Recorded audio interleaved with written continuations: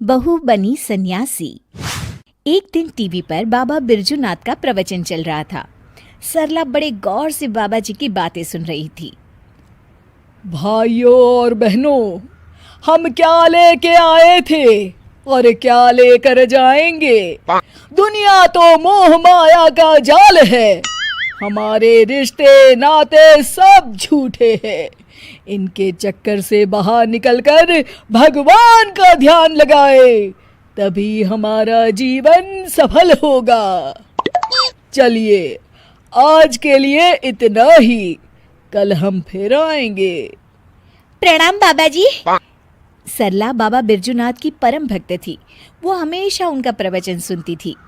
एक दिन, सरला, जल्दी से मेरा नाश्ता लगा दो, मुझे देर हो रही है भाई। तभी विनोद देखता है कि सरला अपनी आंखें बंद कर ध्यान की मुद्रा में बैठी है। अरे तुम यहाँ बैठी कौन सा मंत्र पढ़ रही हो? मेरा नाश्ता कहाँ है? सरला अपनी आंखें खोलती है और मुस्कुराकर जवाब देती है, क्रोध मनुष्य का सबसे बड़ा दुश्मन है, उस पर काबू करना सीखिए स्वामी। अरे ये स्वामी कौन है?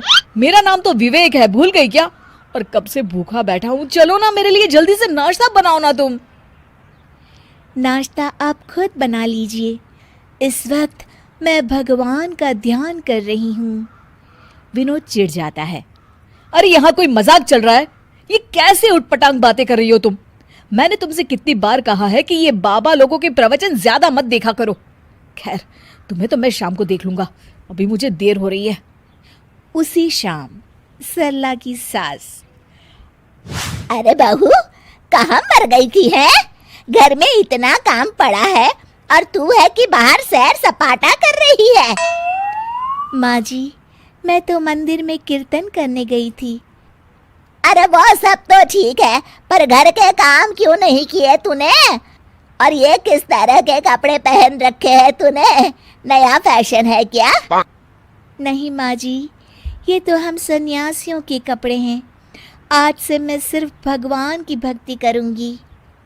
अच्छा, और घर के काम कौन करेगा? घर के काम तो आप करेंगी माँ जी। अच्छा, मैं चलती हूँ, मेरा ध्यान का समय हो गया है। सरला अपने कमरे में चली जाती है। इस तरह सरला घर के काम करना बंद कर देती है और मजबूरी में सरला की सास को घर के सारे काम करने पड़ते हैं। कुछ दिनों के बाद, अरे बेटा, ऐसा कब तक चलेगा? इस बुढ़ापे में सुबह से शाम तक काम कर कर के लगता है मैं तो बहुत जल्द भगवान को ही प्यारी हो जाऊंगी। तुझे अपनी माँ की जरा भी चिंता नहीं है क्या? माँ, मेरी तो समझ में नहीं आता कि सरला का क्या करूं। एक बात बोलूं बेटा, जब से बहू सन्यासी बनी है तब से कुछ ज्यादा ही पेटू हो गई है। सारा दिन खाने का ऑर्डर देती रहती है। तभी दरवाजे पर सरला की सहेली कोमल आती है। नमस्ते माँ जी, सरला घर पर है क्या? हाँ है, अपने कमरे में। थोड़ी देर के बाद सरला अपने कमरे से आवाज देती है, माँ जी, 2 कप चाय ले आइएगा और साथ में कुछ नाश्ता भी। अरे जरा दम तो लेने दे महारानी। कुछ कहा क्या माँ जी? अरे कुछ नहीं बहू, आती हूँ चाय नाश्ता लेकर अभी।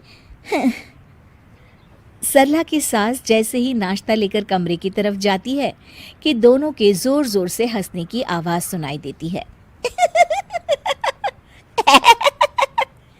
सरला की सास वहीं रुककर दोनों की बातें सुनने लगती है। मान गए तुझे सरला, आखिर तू शर्त जीत गई। इतने दिनों से तूने अपनी सास को क्या बेवकूफ बना के रखा है और इस घर में मजे कर रही है। अरे वो बुढ़िया आधी बेवकूफ तो पहले से थी, मैंने अब उसे पूरी बेवकूफ बना दिया। अच्छा, तो ये बात है। ठहर जा बहू, अब तू देख ये बेवकूफ बुढ़िया क्या करती है। सरला की सास अपने बेटे विवेक को सारी बात बता देती है। अगले दिन, क्या हुआ माँ जी, ये सूटकेस लेकर आप लोग कहाँ जा रहे हैं और आज आप दोनों ने मेरी तरह सन्यासियों वाले कपड़े क्यों पहन रखे हैं? बहू, आज से हम दोनों भी तेरी तरह सन्यासी बन गए हैं। इसीलिए मैंने फैसला किया है कि हम ये घर बेचकर हिमालय चले जाएंगे भगवान की तपस्या करने। हैं? लेकिन माँ जी, आप ये घर कैसे बेच सकती हैं? मेरा मतलब आपके हिमालय जाने के बाद मैं कहाँ रहूंगी?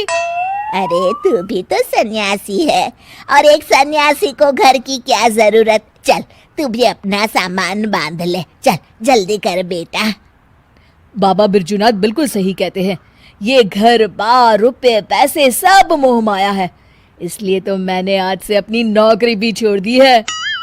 अरे वो बिरजू बाबा पागल है, उसकी सुन के आप दोनों ने इतना बड़ा कदम उठा लिया। क्या कहा बहू तूने? अपने सामने कोई और रास्ता न देख वो सच कबूल कर लेती है। मुझे माफ कर दीजिए माँ जी, मैं आज तक नाटक कर रही थी। अरे तो हम कौन सा सच में सन्यासी बन गए, हम भी तो नाटक कर रहे थे। माँ ने बिल्कुल सही कहा। अब तुम्हारे ड्रामे का पर्दा गिर चुका है सरला। चल बहू चल, जल्दी से झाड़ू उठा और घर की साफ सफाई में लग जा। उसके बाद खाना बनाने की तैयारी भी तो करनी है ना तुझे। हाँ हाँ जी माँ जी।